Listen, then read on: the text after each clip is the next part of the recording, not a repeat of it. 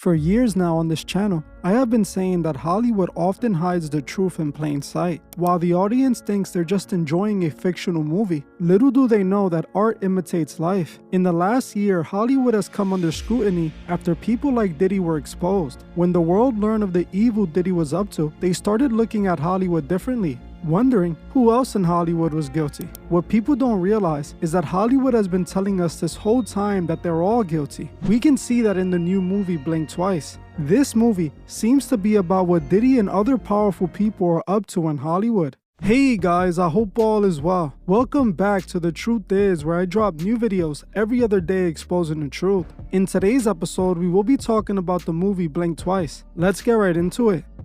One of the many crimes Diddy is being accused of is drugging his victims and taking advantage of them. Allegedly, Diddy sedated many of his victims using many different methods. It is believed that Diddy would lace bottles of liquor at his parties that he was serving to his female guests. He did this to make sure they were easier to take advantage of. He also did this so these women would have a hard time remembering the things they did at Diddy's party. Add this with the fact that Diddy would also take his guests' phones before they entered his parties. Makes it understandable how it made it so hard for these people to remember what happened at his parties. What's truly interesting is that everything that's described that was happening at Diddy's parties was basically the plot of the movie Blink Twice. After many of you requested, I made a video on the movie Blink Twice. I rented it and I watched it to see what you guys were referring to. After watching the movie, I felt that I had to cover it, as it seems to be an inside look at what happens at these private parties with the elite. Before we talk about the movie, I wanted to talk about something the director of the movie, Zoe Kravitz, stated. Zoe claimed that this movie was 100% based on true events. If you've seen the movie and heard the Diddy allegations, you can see she is most likely not lying. Zoe was born into Hollywood, as her parents were both celebrities, with her father being the famous artist Lenny Kravitz and her mom being the actress Lisa Bonet. Zoe has been in Hollywood her entire life, and she has definitely seen some things that inspired this movie. Zoe not only wrote the movie, but she also directed it, and everything that we see in this movie comes from her experiences in Hollywood, with the movie seeming to play out as one of the many Diddy lawsuits that we have been hearing about. What's interesting about this all is that the movie was written before 2022, because that's when they began filming this movie. Yet the movie feels so relevant to all that's going on now. In order for you to see my point, I will have to provide a quick rundown of what the movie is about. For those who haven't seen the movie, there will be spoilers ahead. The movie is about a woman named Frida and her friend Jess being invited to a private island to hang out with billionaire Slater King, played by Channing Tatum. The girls were cocktail waitresses, and they see this opportunity to have a great time on a private island with billionaires. The two friends agree and are then flown with other girls to Slater King's private island to hang out with him. While the women were under the impression that they were going to have the best time of their lives, they quickly learned this isn't exactly what was going to happen. The first thing that happens when the girls get on the island is that they have to give up their phones. The girls' phones are confiscated by Slater's personal assistant and stored. Then the women are given gifts and are constantly fed with drugs and alcohol. The first couple of days pass and the girls believe that they're having a great time as they hang out with this powerful billionaire. Everything begins to change though when Jess ends up being bitten by a snake. The next day, Jess disappears, and for some reason, no one else seems to know what happened to her or even remember if she was even there.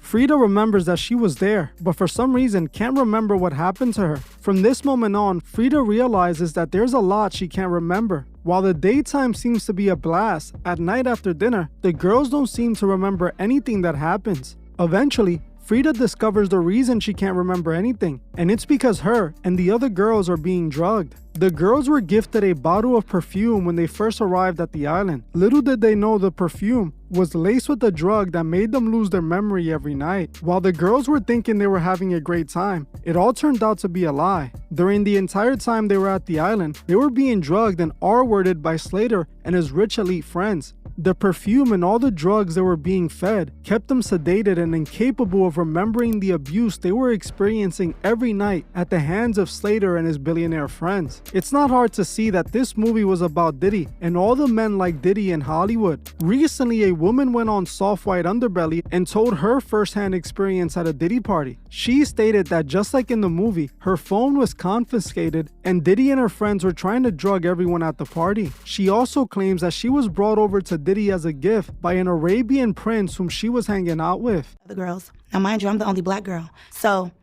I'm like, oh, yeah, you know, I'm about to meet P. Diddy. Oh, you know, like, I'm probably going to have to sing for him. Da-da.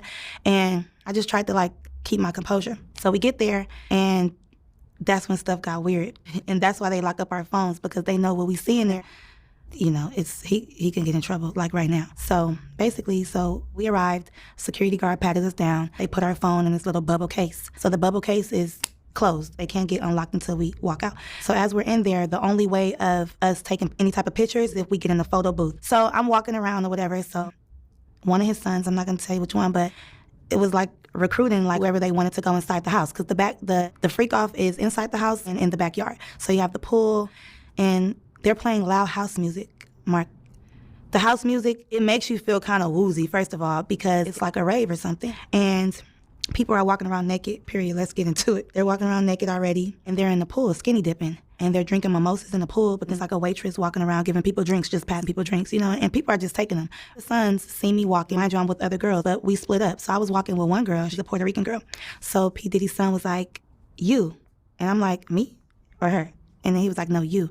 Come here. So I went to him, and he gave me some shoes. So these shoes was like some terry cloth, like robe, white shoes. And I'm like, what am I supposed to do with these? He was like, go in the house with these. He was like, everybody who gets these shoes, you get to go in the house. Everybody can't go in the house. They're literally selectively picking who they want. So I'm like, well, what about my friend? He was like, no, only you. I'm like, oh, I seen P. Diddy or whatever, and I seen with the Prince. I'm not going to say what he was doing, but something really, I get real nervous. Something real crazy, because I don't like to really expose people. I could talk about me, but when other people, bro, doing something real sexual, that's so that we could see and so that we can get turned on, okay? So he's doing something with himself. And I'm like, girl, do you see him? She's like, yeah. What got me was how he walked up to me. He's like, why are you not in the house? And I'm like, what do you mean? He like, how are you enjoying my house? So we had a little talk over there. He started talking about all these, oh yeah, you're the one that, you know, I seen was telling me about the Prince. He's like, oh yeah, it's very nice to meet you. Like, your life is not going to be the same, da-da-da-da. But to get to the point, I ended up going in the house because he was on me, like, go in that house. I'm like, okay. So that's what made me go into the house, because I'm like, okay, let me just go in the house. My friend like, wait right here, girl. Let me just put on these shoes, see what this house is about. Walk up in there. I don't judge people, but you know when people are out of their mind, and you know people, you know what you don't want to be a part of. And it's just like, I'm seeing stuff that you see on the movies. This corner, this got going on. This corner, they over here doing this. This corner, they over there having sex. This corner, I'm just going to say, because I don't know what I can say, because I'm not trying to be incriminating myself, but they were dressed up like little Harajuku Barbies. Like what? Little people, okay? We're not going to say what type of little people. But, and I'm looking like, what are they doing here? Like, dressed up, little red lipstick, like, they weren't supposed to be there.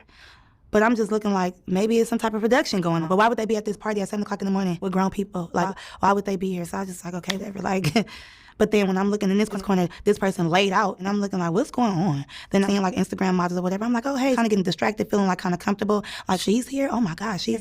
And then I see P. Diddy, you know, walking through the house like with his eyes on me. Like, you know, like, is this, you know, you see, like, are you agreeing with this? And I don't. Now, mind you, I still got my friend out there. So I walked out of the house, and I'm like, oh my God, you should, she like for real? But it's like, I'm not even tripping, like, oh, well, like, it's weird, like, you know? So I'm really looking at the situation like, I don't even want to be involved in this type of stuff, because once I see something, I can't get it out of my mind. And I'm like a hypochondriac, like, I keep having flashbacks about it. So whatever. So of course I come out, and then here he goes again. Another rapper, well-known rapper, comes and starts feeling on me like, hey, you. So now it just seems like everybody is faded at this point. They're either drunk or on all the drugs, obviously, with this house music. So now I just feel like trapped in. Like, I like it. And I know the devil when I see it.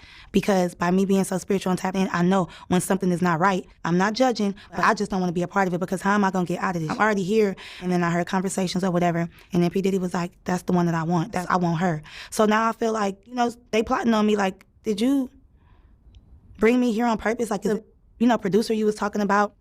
And I came here specifically with the Prince to rub elbows with people, to network for the music week. But then I put two and two together, like, the Prince have been saying your life is never going to be the same. You're going to be happy. And I just feel like I was going to get trapped. drugged or something like that. And then kept trying to make me. I've been around celebrities before. If a rapper wants you or somebody wants you, they're not going to do it. They're going to send somebody else to do it. So. As you heard for yourself, this girl explains how she was brought to Diddy's house by an Arabian prince. She also claims that she was invited into the freak-off by one of Diddy's sons, claiming that the freak-off happened inside of the house. While at the party, not only did she see the celebrities participating in an orgy, but she also claimed that she saw little people referring to underage people at the party, dressed up strangely. She claimed that everyone at the party was loaded off substances, losing their minds. In many ways, this is similar to the movie Blink Twice. The script of the movie played out just like a Diddy lawsuit. Diddy has already been accused of inviting girls to hang out with him, drugging them, and then having his way with them. Many of his victims have stated that they had trouble fully remembering what took place while they were with Diddy. Recently, it was revealed that the baby oil in Diddy's house was most likely laced with DMT, a substance that makes people hallucinate. It appears that Diddy was applying this to his victims to make them more compliant and to possibly make them forgetful. This is exactly what they showed us in the movie Blink Twice. While it wasn't baby oil in the movie, it was perfume that made the girls forget. The girls would put the perfume on and forget everything that took place that night. In the movie, Slater also made sure to take all the girls' phones away. This is the same exact thing Diddy does at his parties, so his victims won't have a way to prove anything that's going on. Excuse me, I need the phones, guys. I need your phones. I need your phones. I need your phones. Thank you. Thank you. Thank you. Thank you. And Quincy, I know you have 2 phones, Quincy. Oh, there you go. That's what I love. Yeah. Just Glow. So proud of you, Just Glow. Look at that. Got all the phones. Do I have everybody's phones? So we got 2 cars. We got this car and the car over there. Diddy is accused of R-wording his victims after he drugs them, just like we're shown in the movie Blink Twice. Slater was drugging the women so he and his friends could R-word them. Remember, this movie was written and filmed way before the Diddy arrest or allegations. They wrote and filmed this movie back in 2022. This was Hollywood hiding the truth in plain sight. It's pretty clear that these powerful celebrities and executives are sedating people who party with them and using these women and men as party favors for their elite friends. It's not just Diddy, it's all of them in the industry. They are all behaving like this behind the scenes. Hollywood has been telling us the truth about Diddy for years. All the way back in 2010, the movie Get Him to the Greek literally showed us what Diddy was up to in the industry, showing Diddy playing a fictional executive who gives his employees and artists drugs, even ordering a woman to hook up with Jonah Hill on demand. This movie, just like Blink Twice, showed us what Diddy and other powerful people in the industry were up to. While Blink Twice was a fictional movie, the writer and director of the movie admitted it was inspired by real events that happened in Hollywood. While she might not have been referring to the Diddy parties, she was referring to Hollywood elite parties in general. It is interesting that her father, Lenny Kravitz, partied with Diddy before. Maybe his daughter was writing about this party all along. While some people might see similarities with this movie and Epstein's situation was a bit different. Epstein was a man who was running a trafficking operation out of his island, and almost all his victims were minors. Diddy was gathering random people who wanted to make it in the industry so that he can take advantage of them. It seems that this movie might have just merged both of these situations. One thing is for sure, this movie proves Hollywood is a dark, dangerous place. Those in Hollywood who are trying to make it need to turn away from this industry as the price is too expensive for fame. In order to be a star, you need to sell your soul and let men like Diddy do what they want with you. The music industry and Hollywood are great examples of what happens when you remove God from the picture. Sin takes control and evil consumes everyone. Well, I'm gonna end this one here. I want to thank you all for watching, and I'll see you guys in the next one.